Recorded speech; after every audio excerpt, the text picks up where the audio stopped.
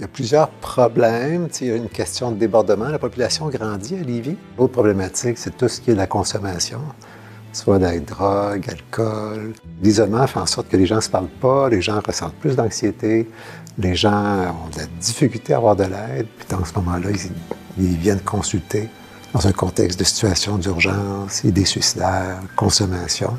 Tu sais, le pavillon Dominique Bédard, juste pour faire un peu l'historique, ça a été construit quand même en 1966, ça fait 60 ans. Puis dans le pavillon, il y a beaucoup de travaux à envisager pour retaper, pour revamper, pour le rendre plus accueillant, plus chaleureux. Puis on commence vraiment par la base.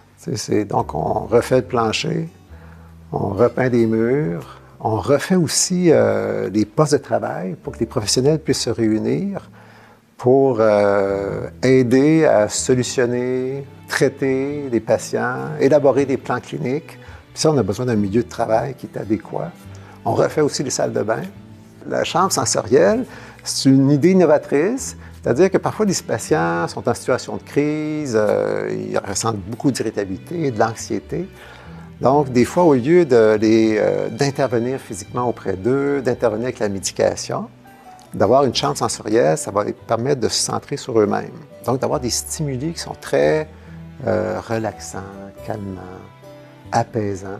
C'est comme la première étape des travaux que je vous ai nommés, puis par la suite, on espère avoir encore des sous pour continuer ce processus-là, puis améliorer les chambres, améliorer la commodité, améliorer les endroits où ce que les patients peuvent se retrouver pour pouvoir jaser ensemble. La maladie mentale, ça a un impact énorme chez l'individu. Ça a un impact énorme au niveau familial, parce que ça détruit des familles, malheureusement.